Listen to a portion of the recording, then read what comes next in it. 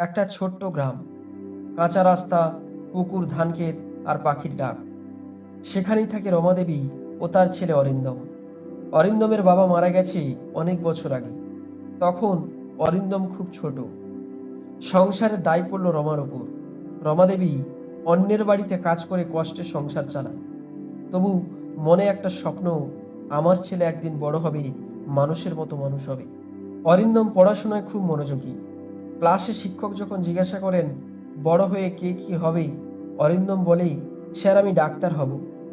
সবাই হাসে। কেউ বলে, তুই গরিবের ছেলে, ডাক্তারি পড়া তো অনেক খরচে। কিন্তু সে হাসি আর ভাবেই, স্বপ্ন দেখার দাম লাগে না। প্রতিদিন রমা ভোরে উঠে অন্যের বাড়িতে বাসন মেজে কাপড় ধুয়ে ফেরে।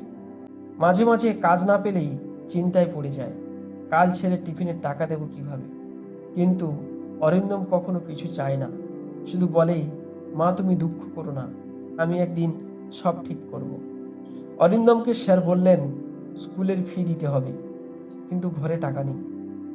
রমা নিজের পুরনো শাড়ি বিক্রি করেই স্কুলের ফি দেয়। অরিন্দম সেটা জানতে পেরে বলেই, মা তুমি কাঁদছো কেন? রমা হেসে বলেই, তুই ডাক্তার হবি, এটাই আমার স্বপ্ন।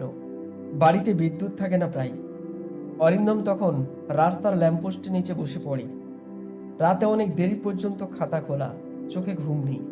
পাশ দিয়ে লোকজন যায়, বলে এই ছেলেটার মনে আগুন আছে। দিন যায়, মাস যায়, মাধ্যমিক পরীক্ষা এলো।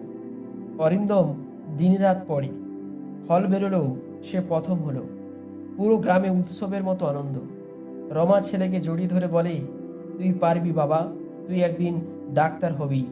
মেডিকেল কলেজে ভর্তি হওয়ার সুযোগ পেল অরিন্দম।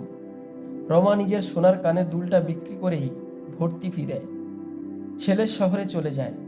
যাওয়ার আগে রমা বলে, বাবা, মানুষের সেবা করবি, তবেই তুই সত্যি ডাক্তার হবি। শহরে গিয়ে অরিন্দম দেখে জীবন কত কঠিন। দিনে ক্লাস, রাতে টিউশন পড়িয়েই খরচ চালায়। খাবার ঠিক মতো খেতে পারে না, তবু পড়া থামে না। প্রতিদিন মায়ের চিঠি পড়ে মন শক্ত করে। একদিন চিঠিতে লেখা ছিল, তুই ভালো থাকিস, আমি তোর জন্য প্রতিদিন প্রার্থনা করি। ওই লাইনটাই ছিল তার সবচেয়ে বড় প্রেরণা। 6 বছরের পড়া শেষ। একদিন রেজাল্ট বেরোলো, অরিন্দম এখন ডাক্তার। মাকে ফোনে বলল, মা আমি পেরেছি। রমার চোখে জল, তবু মুখে হাসি। আমি জানতাম আমার ছেলে একদিন পারবেই। কয়েক মাস পর অরিন্দম গ্রামে ফিরে এলো। সে খুলল একটা ছোট্ট clinic, Rama free medical care centre. সেখানে গরিব মানুষদের ফ্রি চিকিৎসা দেয়। মায়ের পা ছুঁয়ে বলে, মা তুমি যদি না থাকতে আমি আজ কিছুই হতে পারতাম না। রমা শুধু হাসে এবং চোখ ভেজে ভালোবাসায়।